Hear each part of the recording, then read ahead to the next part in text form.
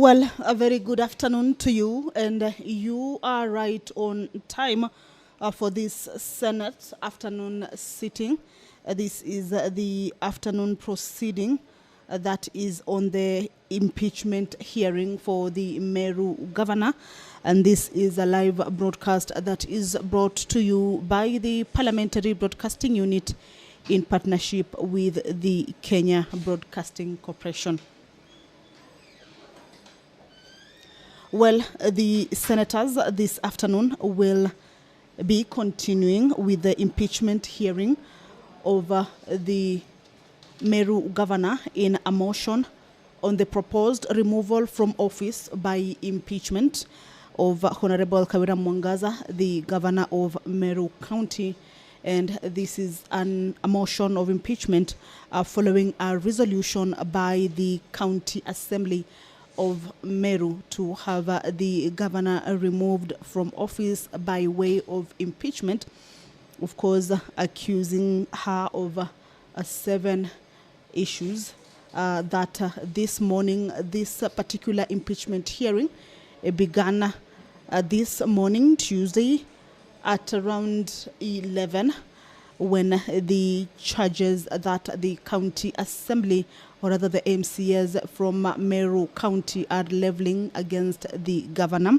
These 7 charges include the misappropriation and misuse of county funds, among others. And in her defense, when the charges were being read out to her by the Senate Clerk, Jeremiah Nyegenye, the Honorable Governor Kawira Mwangaza pleaded not guilty to all the 7 charges. That is a hearing that has begun this morning. And earlier on, we saw that the both sides of the parties in this impeachment hearing, that is the County Assembly of Meru, as well as the executive, that is the governor, were given an opportunity to introduce, of course, themselves, as well as the legal team that will be representing both parties.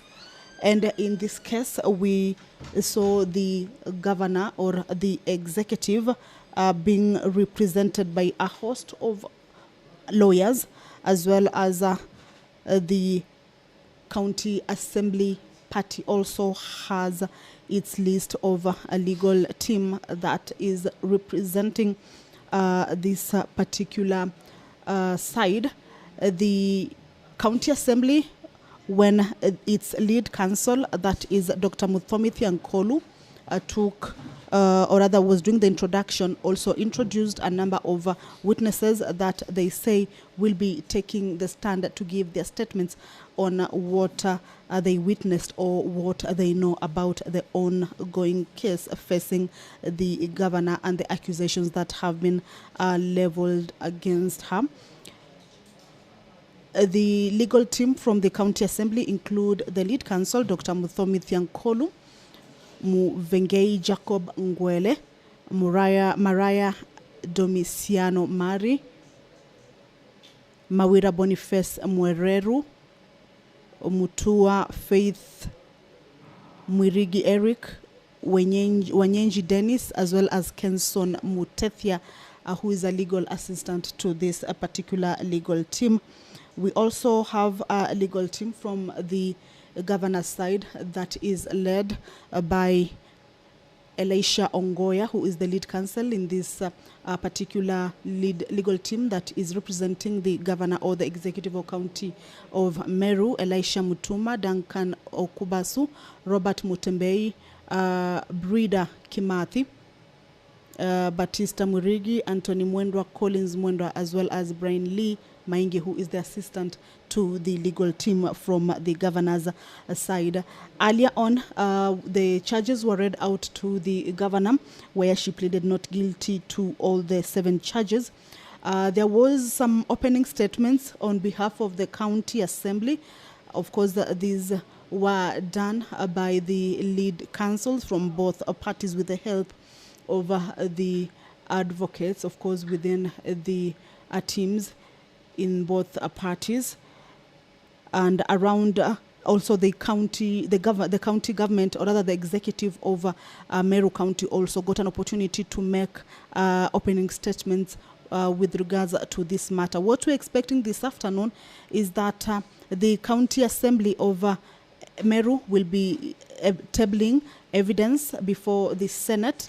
Of course, this includes witnesses, if any, as well as an opportunity to cross-examine and re-examine these particular witnesses. So this afternoon, the Meru County Assembly will have an opportunity to table their evidence. Speaker is in the chambers. Allow me to hand you over to this live broadcast. Good afternoon. Let us pray. Almighty God, we beseech you to behold with abundant favor and blessings us, your servants, whom you have been pleased to call to leadership positions in this republic. We seek guidance to treat and consider all matters that shall come under deliberation in so just and faithful a manner as to advance the peace, prosperity, and welfare of our country and of those whose interests you've committed to our church. Amen.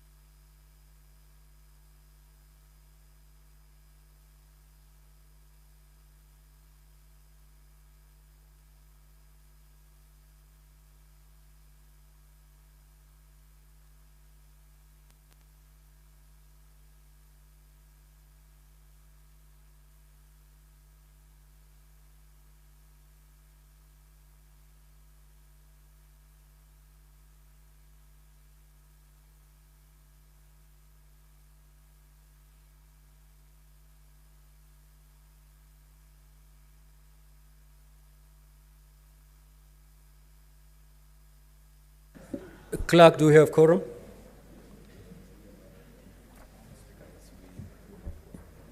Okay, I'm informed we do have quorum. Kindly proceed to call the first order.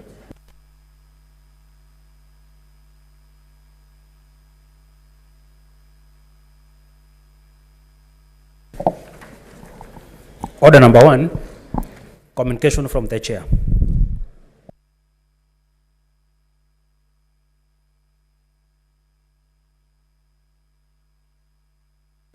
Next order.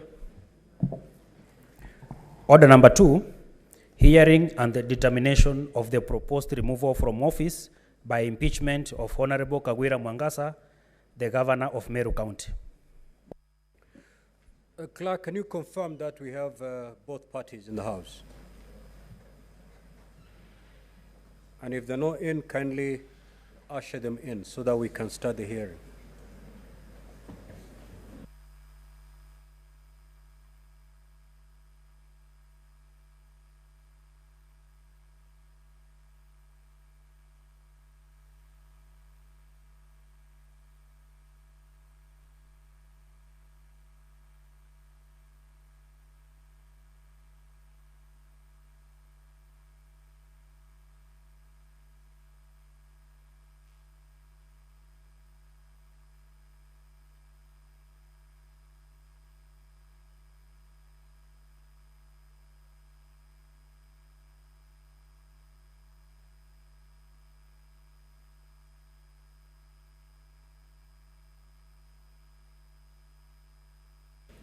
I'm now informed that both parties are present.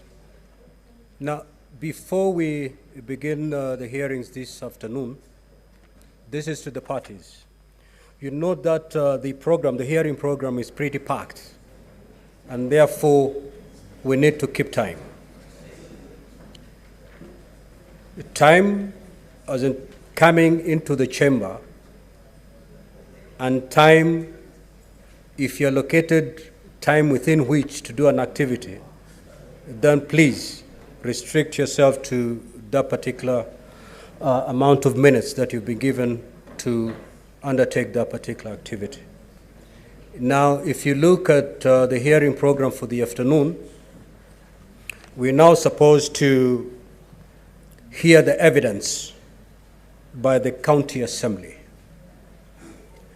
So the county assembly will proceed to give their evidence in chief by calling the respective witnesses.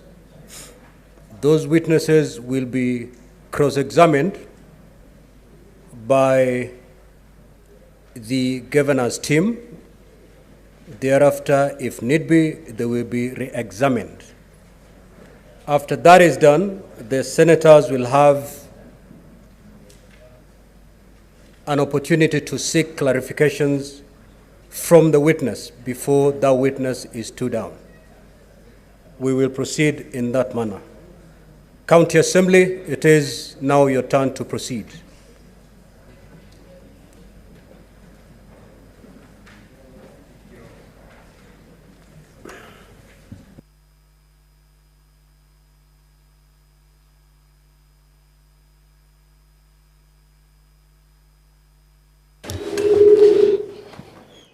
Mr. Speaker and honorable senators, the assembly is ready with the first witness.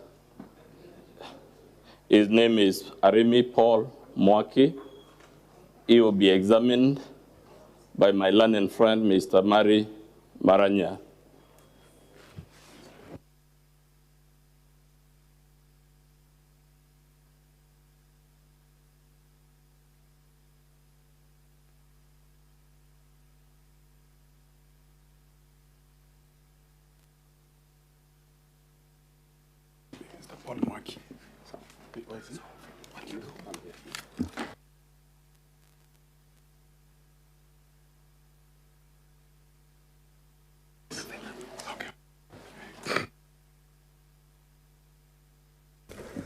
Kindly usher in the witness.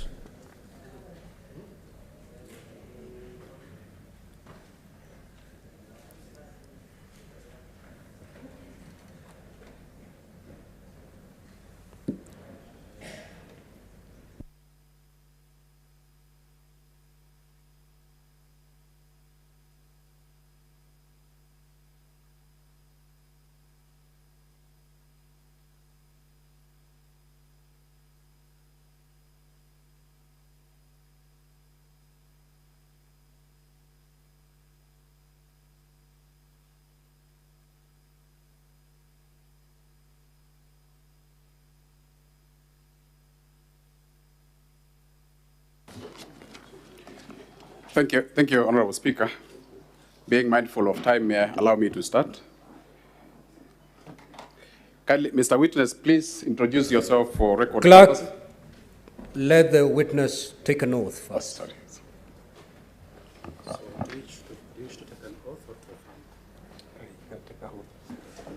Which faith do you ascribe to? Christian. Would you take your oath in Kiswahili or in English? So you hold the Bible on the right hand? The right hand. Then you read the text in Swahili. I, Paul Mwaki Aremi, do solemnly swear that the evidence that I shall give before the Senate, the respect of the matters before the Senate, shall be the truth, the whole truth, and nothing but the truth. So help me God.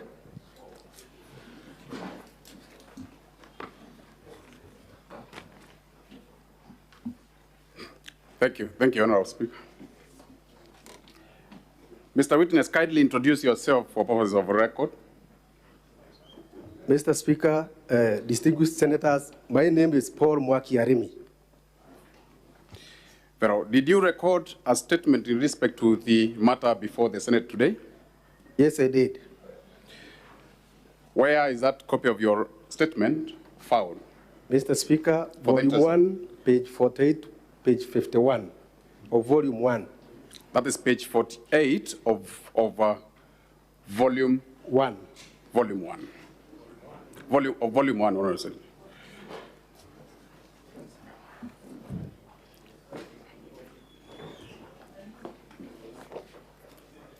Mr. Paul, what do you do for a living? Honorable senators, The witness has a statement. Which statement is contained in your bundles and also contained in your, apart from the physical booklets that you're holding, your iPads also contain soft copy. So, counsel, maybe you will refer to the bundle. Yes. Where that statement is, so that you aid the senators to move in there. I will constantly be referring, Mr. Speaker, to two documents, that is Volume 1 and Volume 3.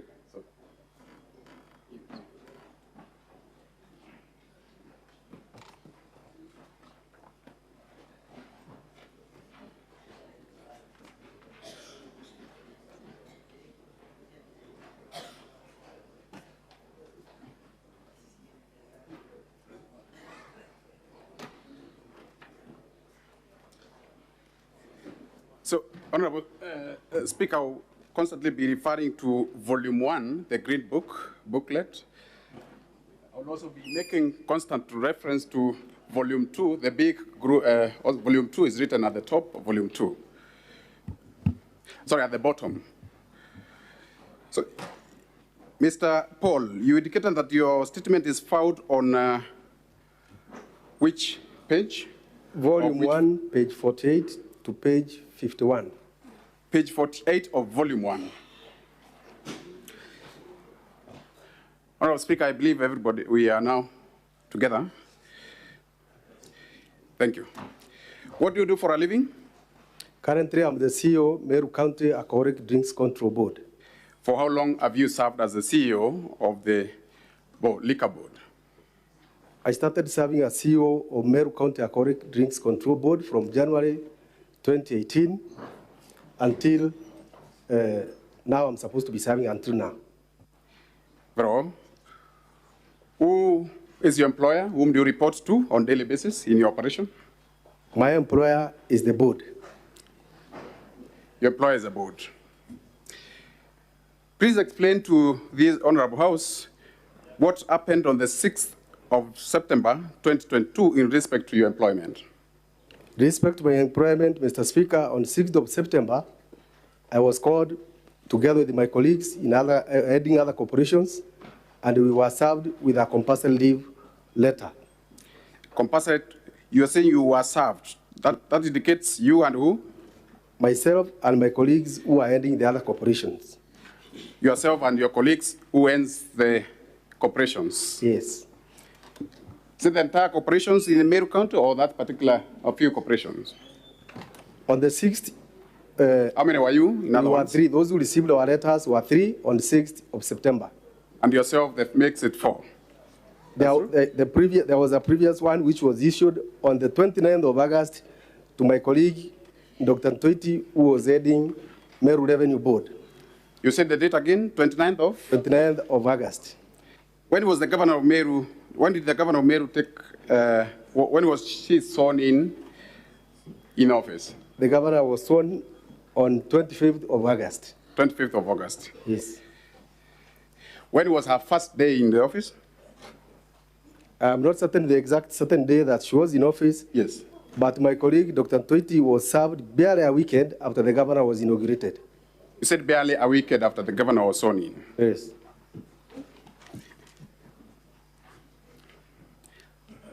That is to indicate that the governor, Dr. Ntoiti, was served the first day, or was sacked the first day the governor took office? We can see that. Is that your evidence? That is true. Prior to the letter setting you on compulsory leave, did you have any interaction, any prior interaction with the governor? Mr. Speaker, not at all. Not at all. You've made reference to your letter setting you on compulsory leave. Would you guide the Senate, the Honorable Senate, on where the same can be found? For purposes of record, so for following the proceedings, where can those documents be found? The compulsory leave letters can be found in Volume 2 from page 336. 306? to 339. Volume 2, Honorable Volume 2, the big Speaker, volume. I am making reference to the big booklet written Volume 2 at the top, at the bottom. You said the letters are found in pages? 336 Yes. to 339. What was to happen to your institution once you were sent on compulsory leave? Who was to man the institutions? Military was sent on indefinite compulsory leave. Yes. Other persons were appointed in acting capacity. Other persons were appointed in acting capacity. Yes. Were they formally appointed? They were appointed from the office of the governor. Were they formally appointed? Is there a formal appointment letter to that respect? Yes, Mr. Speaker. Where is the formal letters found? Where are the formal letters appointing your representative found? Mr. Speaker, they are found on page 340 to Yes. 342. Pages 340 to pages 342 of which booklet? Of volume 2, Mr. Speaker. Of the same document, volume 2. Upon receiving the letters of sending you on compulsory leave, did you make any attempt to establish the cause, the charge, or the reason as to why that has happened a day or a few days into assuming office of the governor? Mr. Speaker, we interrogated the letter and we found that it was not right, and we made several efforts. Several efforts to do what? Several efforts to be reinstated back to our offices because we thought we were sent home and procedurally. You made some, sorry again, you made efforts to do what? We made efforts to get reinstatement from the governor. Did you have any audience with the governor over Yeah. the same, over the subject matter? We had audience with the governor, we had audience with the county secretary on the same matter. What did the county secretary in particular say? The county secretary indicated to us that clearly we could not be reinstated because he was acting on the instructions of the governor herself. Did you sit down with the governor over the same? We did not get an opportunity to sit with the governor on the same Yes. later, but the county secretary gave us the instructions.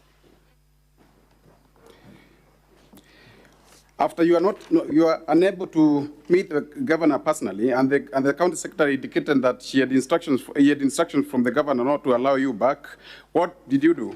What action did you take? After all those efforts failed, Mr. Speaker, Yes. we made an application to court to seek redress and to seek reinstatement through the court. Through the court. That is to mean that you filed a matter in court? We filed a matter in court, Mr. Speaker. Who are the you filed the matter alongside who? Who are the petitioners in the matter? The petitioners were myself, the MD, Meru Revenue Board, Dr. John Toiti, Joseph Beria, the CEO, Meru Water Sanitation Services, and Kimadi, the end of Meru Microfinance Corporation, Mr. Speaker. That is to mean that you are the first, you filed as first to fourth respondent. We filed as petitioners. Yes, Mr. Speaker. And what did the court rule in respect to your matter?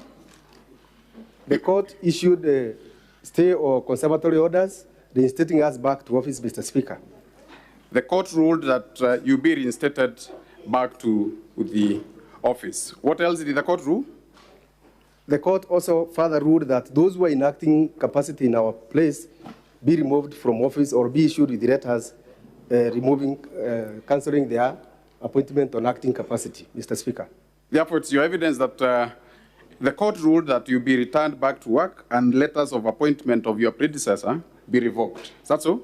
It's true, Mr. Speaker. Did you, in your statement, annex that particular court order? Yes, Mr. Speaker. Where can the same be established? We annexed Found? the court order on volume 416, volume 2, page 416. Volume 2, Honorable Speaker, the big booklet, pages? 416. 416? Yes. 416, which contained two prayers, according to your evidence, one of reinstatement and the other one of revocation. Please confirm. I can confirm that, Mr. Speaker. And in compliance to that order, did you serve it upon the governor and the county secretary? Yes, they were duly served, Mr. Speaker. You were duly served. Yeah. How do you confirm to this honorable house that you did duly serve upon the governor and the county secretary the particular court order?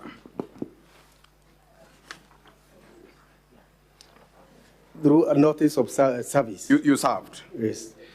Upon service, what happened? Was the same respected? Was the same court order obeyed? The court orders were disobeyed. Yes. Mr. Speaker. Please explain to the court how the same order were disobeyed. Mr. Speaker. Explain to the Senate, sorry. Mr. Speaker, upon the court issuing orders, yes, there was a meeting convened at a place called Mitungu by the governor. Yes. In which the first gentleman in that meeting threatened to organize people to flush us out of office in case we went with that court order to report back to office, Mr. Speaker. So who threatened the against disobedience of court order? The first gentleman is the one who threatened to mobilize people to come and evict us. Was the governor present in that particular meeting? The governor was exactly present in that meeting, Mr. Speaker. Do you have any evidence to that particular meeting you are making reference to? The evidence is in a video form, Mr. Speaker. In a video form. Honorable Speaker, the video, if, with your leave, maybe we can have the video played, the video in support of contempt of court be played to the court, to the Senate. Mr. Speaker, that's the video in support of count 5. Yes.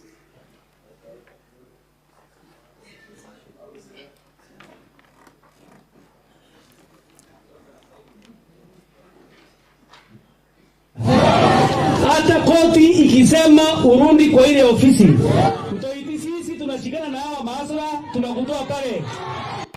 Sasa mtoiti wewe ndio tunafurusha. Hata koti ikisema urundi kwa ile ofisi, mtoiti sisi tunashikana na hawa maasra, tunakutoa pale. Mtoiti hautakaribia ile ofisi, na pia Mberia aambiwa kwamba hii ofisi ya Mewas hata ikaribia. In that video, did you hear the first gentleman mention the petitioners? Yes, Mr. Speaker, he has mentioned Beria and my colleague Toiti. And you'd also wish that evidence of a video be part of your examination in chief? Yes, Mr. Speaker. Did you report back to the office? Yes, in compliance with the court order? In compliance with the court order, Mr. Speaker, we reported back to office. Yes. And indeed, Mr. Speaker, the threat was actualized and we were chased out of office ruthlessly. What do you mean by being chased out of the office ruthlessly? There were people organized who evicted us from offices, Mr. Speaker. So you are physically evicted from the office? We are physically evicted from the office and the precincts of the offices. The second limb of the court order talked of the governor revoking the appointment of those appointed in your capacity. Did those appointments, were those appointments revoked? The appointments of those who were acting in place, Mr. Speaker, were never revoked at all. They were never revoked at all. That's your statement. Yes, Mr. That is to mean that they are still acting as CEOs in your establishments? Up to now, those letters have not been revoked, Mr. Speaker. Are those CEOs still in office, in your respective offices? Mr. Speaker, because they were acting in their inacting capacity, yes. Upon us obtaining contempt of court orders, we have been able to get back to office, and some of them have been reappointed back again under different capacity. What happened after the court order was, you have jumped the gun, what happened after the court order was disobeyed, when you were evicted from the office? What happened? What action did you take? Mr. Speaker, we made an effort, and we applied for contempt of court orders. You applied for contempt of court orders? Yes, Mr. Speaker. Has the court pronounced itself on the contempt of court? The court did pronounce itself on contempt of court. Yes. And convicted the governor and the county secretary and another of contempt of court. Yes. So, sorry, the last bit, They were cited, the governor was cited for contempt of court, Mr. Speaker. The governor was cited for contempt of court. Do you have that particular order or a ruling to that effect, citing the governor for contempt of court? Yes, Mr. Speaker. Where can it be established for quick reference? From page 418, Mr. Speaker. We start with 118 of volume 2. We start with the ruling. Where is the ruling found? Pages? The ruling is on page 418. Page 418 to pages.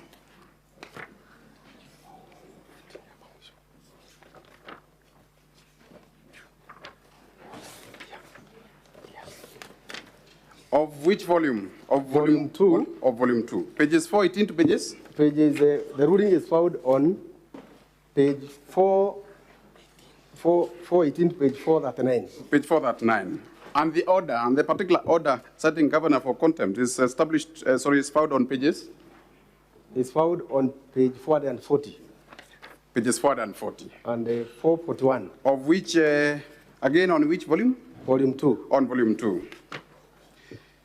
According to those two court documents, was the governor found guilty of a court order?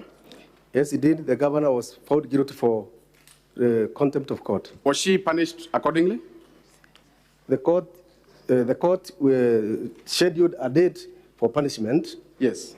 And the county secretary appeared in court to show cause why they should not be punished.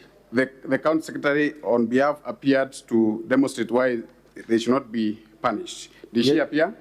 He did appear, Mr. Speaker. After appearing, what happened? After appearing, a date was, the governor was ordered to reinstate us back to office under supervision of the county secretary, Mr. Speaker. That is to mean, sorry, would you recall when the county secretary was instructed to take you back to the office? Would you recall? I would recall, Mr. Speaker. That is when? That is on 23rd of last month. That is 23rd of September. 23rd of September. That is barely 2 weeks ago. 2 weeks ago, Mr. Speaker. What happened to the punishment in respect to contempt of court? Was it administered at that time? The court has rescheduled the punishment to today so that the county secretary can go back and prove whether they really ordered or not. It is your evidence that the court punishment was scheduled for today? The punishment is scheduled for which today. You may not tell what happened. Which I may not tell the outcome, Mr. Speaker. In all this saga, were your respective boards notified of the proceeding of what is happening? Your respective boards, you said the management of the board, the corporation are through the boards. Were they notified of what has been happening? They weren't, Mr. Speaker. Sorry? They weren't. They were not. Your letter of setting on compulsory leave talks of reason being to reorganize the board. Yes, Mr. Speaker. Have you ever, for the last 1 year, been called upon for reorganization of the board as a CEO? Mr. Speaker, no. Sorry? No. You have never been called upon? Yes. Does the governor have power over reorganization of matters in respect to your dependent corporations? The semi-autonomous government agencies like our corporations are supposed to be reorganized by the boards. By the board. Now, for the entire period of 1 year that you've been away, until only 14 days ago when you resumed your office as a CEO, were you getting your salaries? Yes, Mr. Speaker. Sorry? Yes, I was earning my salaries while at home. You were earning your salaries while at home? Yes, Mr. Speaker. Did the court order provide that you be paid your salaries? Did it address the question of you being paid your salaries while away for a whole year? No, Mr. Speaker. What stated that you'll be paid your salaries for the entire period that you'll be away? The compulsory leave letter, which came from the office of the governor, is the one that indicated we shall be entitled to full pay and all benefits while we are home in indefinite Therefore, leave. the compulsory leave stated that you'll be paid your full salary while you are at home? Yes, Mr. Speaker. And were you actually paid your full salary while at home? Indeed, we were paid. For the entire period? For the entire period. Do you have evidence to the effect that you continued being paid salaries while you are not working? Yes, Mr. Speaker. Where are the copies, for ease of reference again, where are they being established? Found in this? Volume 2, page 35. Volume 2, pages 35. To pages number? page, let me correct it, please, Mr. Speaker. Volume 2, page 33 to page 33, beginning from page 33 to page 41. To pages 41. Yes, Mr. Speaker. And to this 1 year after, to this extent today, have you ever known the reason as to why you were sent on compulsory leave by the governor and the county secretary? It has never been communicated to any one of us the reason for compulsory leave, Mr. None Speaker. of you has ever known why you were sent on compulsory leave. Yes, Mr. Speaker. And you said that only 14 days ago, the governor complied with the court order and reinstated you back to your office alongside the acting CEOs. That was your evidence. It is true. What, in your opinion, why do you think the governor was able to comply with a court order a year after the initial order was granted? Mr. Speaker, the governor may have complied basically because she had been found to be in contempt of court and her punishment was about to happen. And the next thing, therefore, it's your evidence that she was fearing the looming punishment by the court? Yes, Mr. Speaker. The next thing was? The next thing was there was an impeding motion of impeachment a day to the day we were escorted back to office. And it was a ground. Now, according to you, again, your opinion, who do you think is to blame for you being illegally sent on compulsory leave? I would lay the blame on the governor herself. Why do you say so? What is the foundation of your opinion? Because the letters from the county secretary must have been, the county secretary indicated there were instructions from the governor.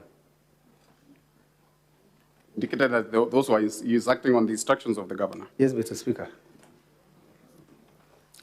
Has the governor to date revoked the appointment of the persons meant to replace you? No, Mr. Speaker. Are they in the office? They handed over, and then they were given other mandate again, Mr. Speaker. But their letters which appointed them to that office have not been revoked. Their letters have not been revoked. Are they within the establishment for the last 2 weeks that you've been in the office? Yes, Mr. Speaker. Now, the governor argues that he was ordered by the court to pay you salary. What's your opinion on that? What is your take on that? I don't agree with that, Mr. Speaker. Why don't you agree? It is because the issue of payment of our salaries where we are not working is in the compulsory leave letter which originated from the governor's office. Did that court order in particular address the question of payment of salaries? The court order addressed reinstatement and the revocation of appointment letters of those officers who are in and revocation of the letters. Yes, Mr. Speaker. I want to pen over that point. I will subject the witness, Honorable Speaker, to cross-examination.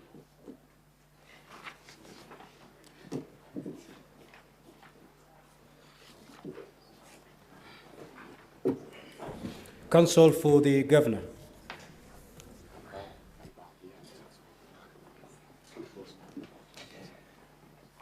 Thank you so much, Mr. Speaker. Sir, it is my singular pleasure to take on this witness in cross-examination. My name is Elisha Ongoya.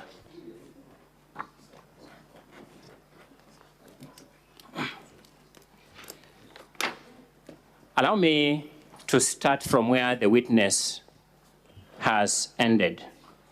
Mr. Arimi Paul Mwaki. Yes. Is it your testimony before these distinguished senators that the court did not order that you be paid salaries? Yes, Mr. Speaker. Thank you so much. May I have the witness's attention drawn to the index of annexures to the governor's response, in particular at page 402.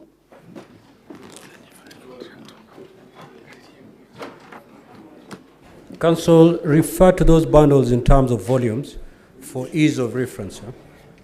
You know, my apologies, Mr. Speaker. The governor just filed 3 documents, one called a response and one called index of annexures to the response. Then we have the transcript of videos. So just 3 documents. Very well. The biggest document in blue the biggest volume in blue. Page 402.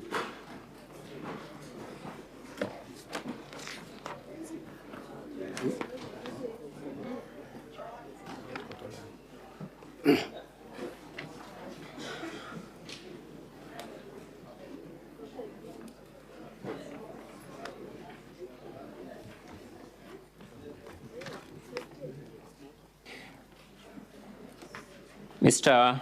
Paul Mwaki Arimi, are we there? Yes, Mr. Speaker, I'm there. Please confirm for these senators that that is a court order. I can confirm, Mr. Speaker. Page 402.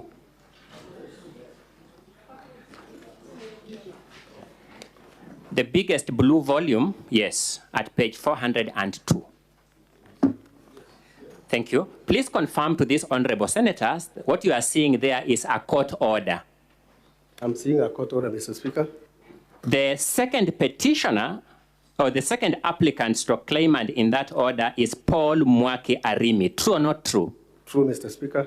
And that Paul Mwaki Arimi is you, the Assembly's witness number 1 before this Senate. Yes, Mr. Speaker. Let us turn over to the second page, no, the next page, page 403 of that document. Confirm for the record that this is a continuation of that court order that began at page 402. Confirmed, Mr. Speaker. Please confirm, and I read, Order 6 reads as follows, that finally, Dr. Atheru is directed to file sufficient evidence in court within 7 days to show that all the petitioner's salary have been paid from May 2022 to date. Confirmed. Please confirm that it says. Confirmed. Are you among the petitioners who are being ordered, for whom that order is being made? Yes, Mr. Speaker. And that order relates to salary. Yes, Mr. Speaker. And Dr. Atheru has to confirm to court he has paid your salary. Yes, Mr. Speaker. It is this salary that you are telling these senators was not paid pursuant to a court order. I did not indicate salary was not paid, Mr. Speaker. It is the one you said the payment was not pursuant to a court order. It was pursuant to the compulsory leave letter. You remember that indication? I will not agree with that because there are 2 court orders.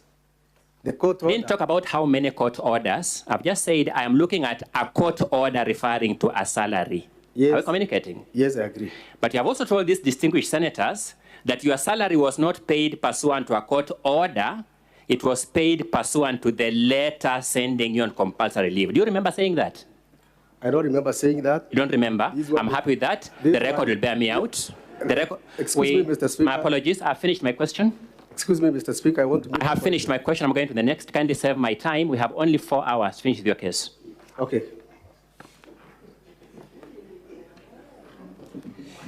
Allow me to pick the second limb of argument. And Your Honor, may I request that the video in support of count number 5 that was played here be played.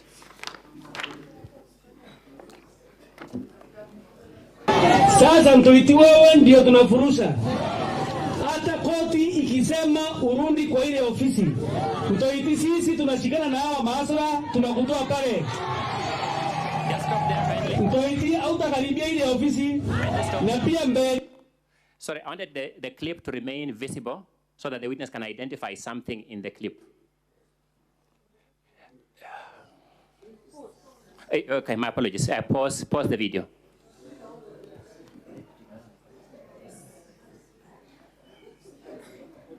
Sorry, my apologies. I may have slipped the tongue. Did I? Kindly play and pause. Counsel, I hope you're not assuming I'm in that video. My apologies, Mr. Speaker. It was a complete slip of the tongue. I couldn't even remember saying it. My deepest apologies.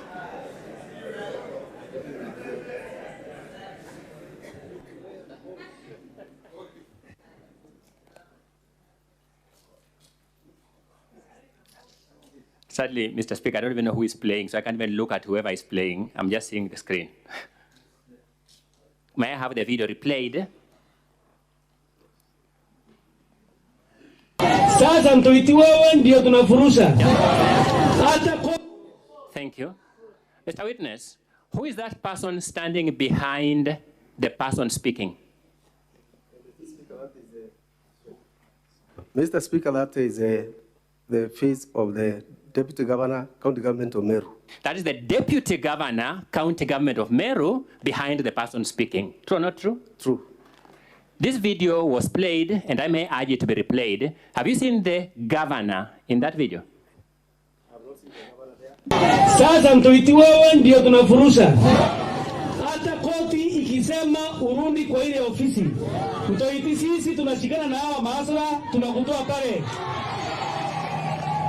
Mtoiti hautakaribia ile ofisi na pia Mberia aambiwa kwamba hiyo ofisi ya Meru hata ikaribia. Okay. You spoke when your microphone was off. I want the record to capture you, so I'll ask the question again. Yes, please. Have you seen the governor in that clip from beginning to end? Up to where the clip is, I have not seen the governor. This clip was presented here by your team, so we don't know whether there's a further continuation of that clip. Are you suggesting it continues beyond where it has reached? It can continue, Mr. Speaker. I'm suggesting you can continue. Let me get a precise answer to my question. Have you seen the governor in the whole of that clip? I said no. Your case before this Senate is that the governor should be held responsible for the utterances of that gentleman speaking. Exactly, Mr. Speaker. I'm happy and I understand what your case is.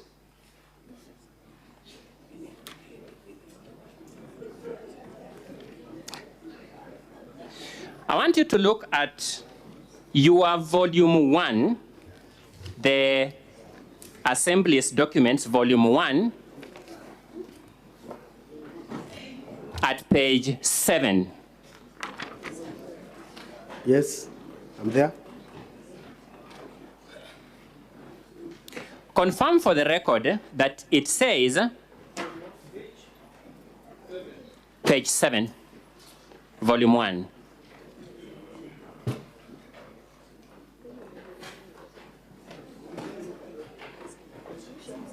Page 7 of volume 1 of the County Assembly's document.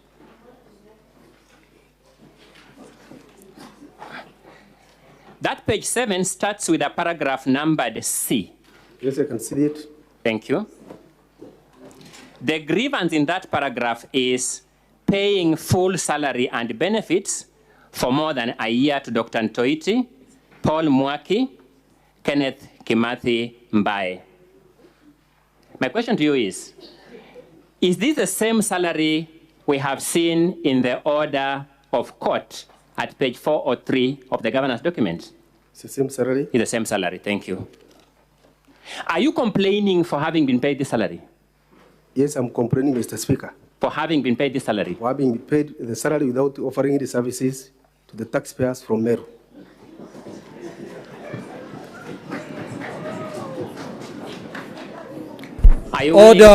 Order, senators.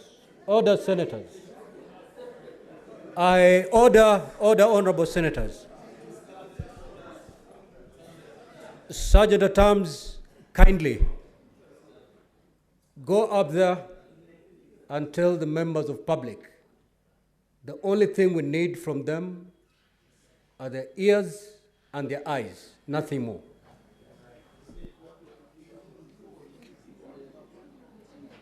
May I proceed, Mr. Speaker, sir? May I proceed, Mr. Speaker? Yes, Counsel, you may proceed. Thank you so much. When were you paid this salary? When did you see it in your account? At the end of the month is where normally salaries get into our accounts. Just want the record to be clear when, say end of September, end of October, so that the record is clear. As per attached pay slips, Mr. Speaker. Mr. Speaker, may I kindly get the witness to answer my question so that I make progress? When were you paid this salary? Which month? Which end of which month? At the end of every month from the time we were sent on compulsory leave. But when did this payment, when this cash land in your account? When did you see this money in your account that you have been paid? It's not on regular dates because it's paid on monthly basis. It's not paid on lump sum. When were you first paid this salary? When was the first time? Immediately we were sent home, we received the salary. That is in the end of September 2022. Have you made any efforts to return this money to the county government since you are aggrieved by the payment? I'm not supposed to do so, Mr. Speaker. I've asked, have you made any effort to return this money to the county government? I haven't. You haven't.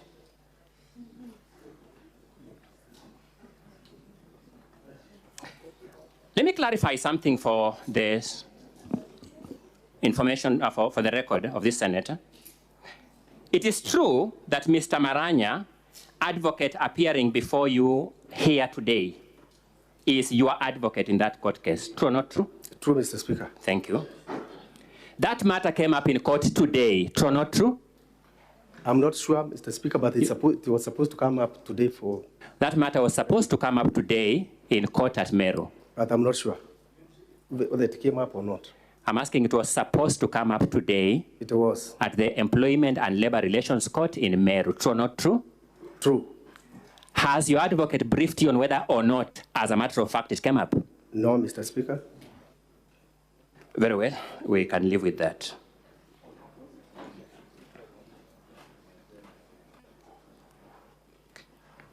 When were you sent on compulsory leave? I was sent on compulsory leave together with two others on 6th of September in the year 2022. 6th September 2022. When did the court give the conservatory order in petition number 1 of 2022 at Meru? Conservatory orders were issued on 7th of October 2022. Was that before or after the governor's first impeachment proceedings or removal proceedings for this House? It was before the first impeachment motion was tabled. This was before the first impeachment proceedings for this House? Yes, Mr. Speaker. Did you make this grievance part of that impeachment process? It didn't come to this place, Mr. Speaker, so we didn't make it part of it. I didn't understand your answer. You did suggest that that didn't come to Senate? We didn't make it part of the grounds for impeachment. You didn't make that grievance part of the first impeachment? Yes, Mr. Speaker. It is that ground that arose well before the first impeachment that is being made the part of this impeachment? Yes, Mr. Speaker. Thank you.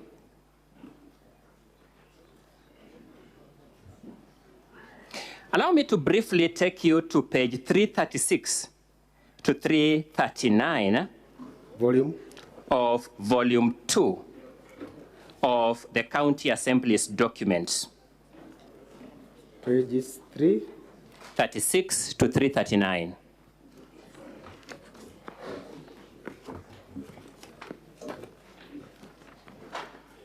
Yes, I'm there.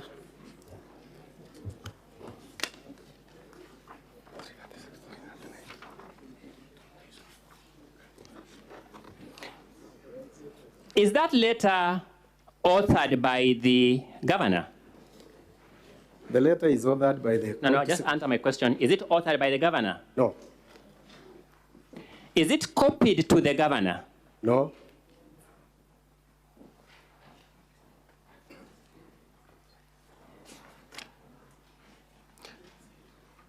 Let's look at a document at page 337. Is that letter authored by the governor? It's not authored by the governor. I'm going with the same volume, volume 2 of the County Assembly's documents, volume 2 of the County Assembly's documents. May I describe it as the big green volume? So we are now looking at page 337. Yes. And I'll repeat the question for the benefit of the distinguished members who hadn't seen the document. Is that letter authored by the governor? No. Is it copied to the governor? No, Mr. Speaker. Let's look at page 339, following. Is that letter authored by the governor? My apologies. Thank you so much, Senator. 338. My apologies. 338. No, Mr. Speaker. Is it copied to the governor?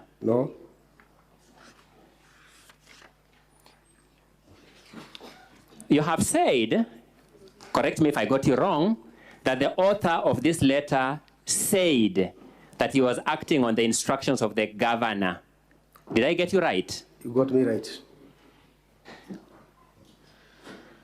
The body of that letter has only 3 sentences at page 336. The body of the letter, page 336, has only 3 sentences. Yes.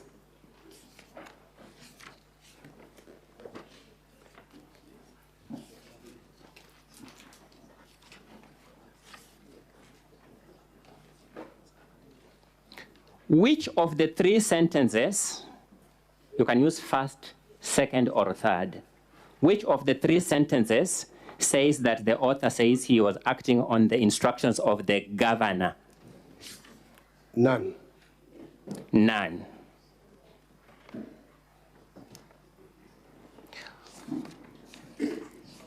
If I got you right, the evidence of the compulsory leave letters is to be found at pages 336 to which page? Page 338. To 338. Yes. Which of those letters is addressed to you? The one addressed to me is not attached here, Mr. Speaker, but this is a sample because all the letters add the same information except our names only. To save time, are you saying that of all the letters presented to this Senate to support that point, none is addressed to you, the witness on the stand? The samples here, none Is that what you're saying? Am I saying the truth? Yes. Thank you.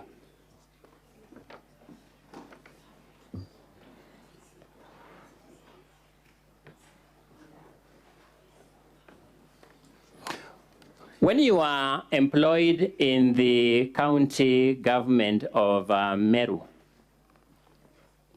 was your employment letter under the hand of the governor? The governor gazetted me, Mr. Speaker. The governor? Gazetted. Was the gazette notice under the hand of the governor? Of course, it is the governor who gazettes. I've asked you a simple question, not what of course it is.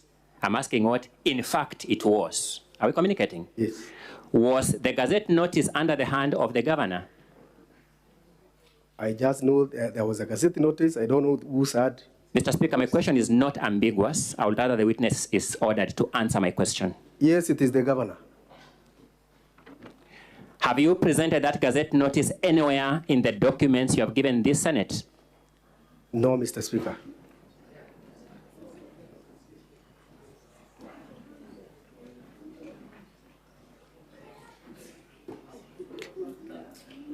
Does the governor prepare the payroll for your payment to your knowledge? No, Mr. Speaker.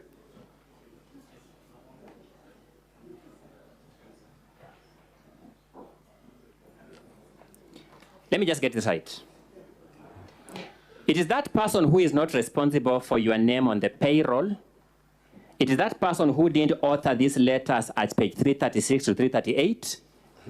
It is that person who was not copied in these letters from page 336 to 338. It is that person who didn't speak in that meeting you have just showed us on that clip that you want this Senate to impeach. Am I getting your case right? Correct. Thank you.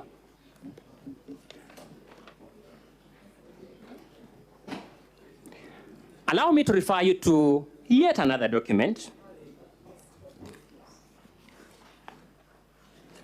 which is the ruling of the Employment and Labor Relations Court in Meru. And for ease of time, I want us to go to page 436 of volume 2 of the County Assembly's documents. Page 436.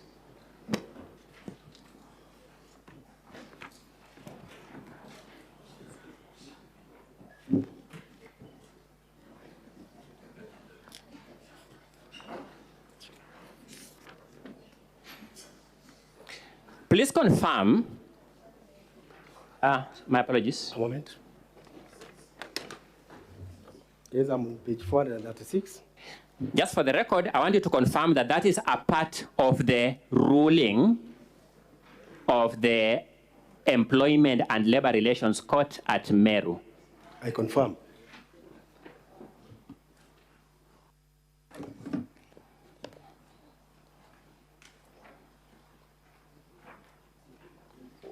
I want us to read paragraph 34 so that you confirm whether I'm reading it correctly, just for the sake of the Hansard of this House. In view of the matters and findings made herein above, it is clear that all the three thresholds for contempt of court have been proved by evidence and to the required standard. Consequently, I must cite the respondents for contempt for disobeying the order issued by Marete J on 7th October 2022. Confirm that after that, the order says the county secretary, Mr. Rufus Miriti, is the head of the county public service and is the one who wrote the impound compulsory leave letters. Therefore, he was the proper person to ensure that the court orders were complied with by ensuring that the applicants are allowed back to their offices and all their salaries were duly paid. Am I reading it correctly? Correctly. For completeness of record, confirm that the court is also referring to that your salaries be fully paid. Reinstated and fully paid. Yes, the court ruling is talking about to ensure that your salaries are duly paid. Confirm. Thank you. And therefore, it is not correct to say that your salaries were not paid pursuant to a court order. It is not correct. It is not correct what you're saying. Yes, if I said that your salaries were not paid pursuant to a court order, I will not be speaking the truth. You would be lying. I'll be lying. And therefore, when you told this Senate that your salaries were not paid pursuant to a court order, you equally were lying. I am not lying.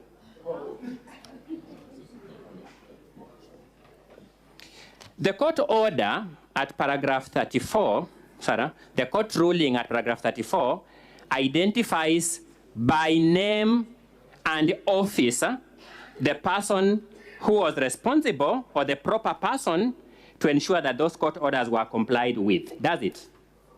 Yes, it identifies. Whose name is it?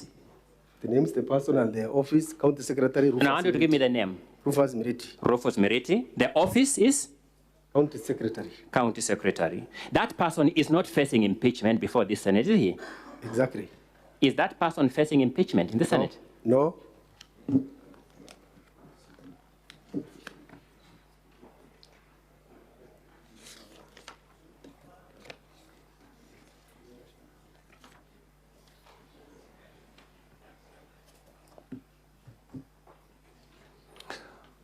Whom did the court summon to attend court and purge the contempt?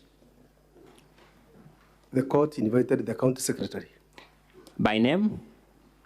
Dr. Kiambi Atheru. Dr. Kiambi? Atheru. Veru. Is that person before this Senate facing impeachment? Not.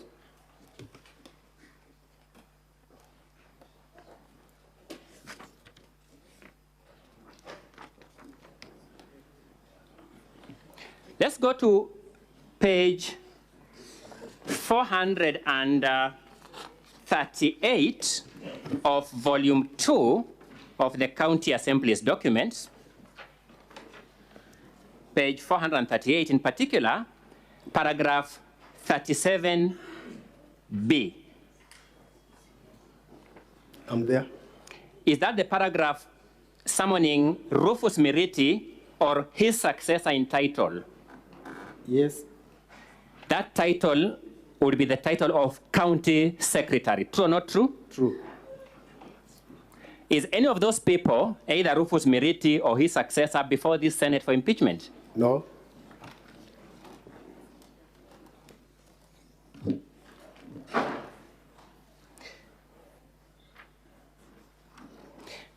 Did I hear you to say that the governor appeared in court? You did. I didn't say that. You didn't say that. I'm happy. I just want clarification. So if you didn't say that, I'm happy with it.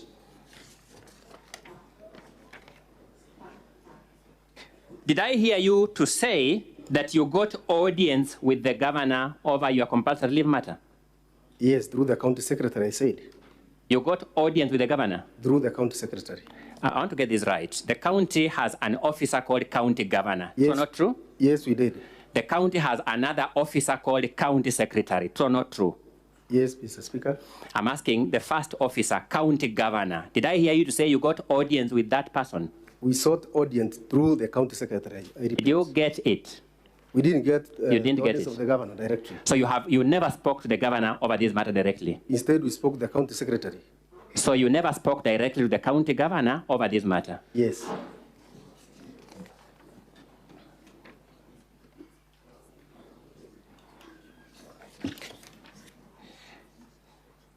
In the course of the proceedings in Meru Employment and Labor Relations Court petition number 1 of 2022, you once filed an application to have Mr. Murega Baichu made a party to those proceedings. Do you remember that? Yes, we did. You filed to have Mr. Murega Baichu made a party because you believed he must be held personally responsible for his own actions or words. Yes. Before this Senate, you believe the governor is now the one to be held responsible for the words of Mr. Murega Baichu. Yes, I believe. I'm happy with that, and that is all in my cross-examination of this witness. Counsel for the County Assembly, any re-examination? Yes, Mr. Speaker, and it will be done by my colleague, Mr. Eric Muriuki. Mr. Speaker, my name is Eric Muriuki, Advocate of the High Court. I shall be conducting the re-examination. Now, Mr. Paul Mwaki. Yes, please. You are referred to two orders. The first order is the order that is on page 4. There is the order that is dated 7th of October, 2022. Yes, you referred me to that. Have you seen that order? I know it. That is the order on page 460. 440 of volume 2. Is that order different from the order on page 402 of the governor's documents? Yes, Mr. Speaker, they are different. On page 402 of the governor's index of documents,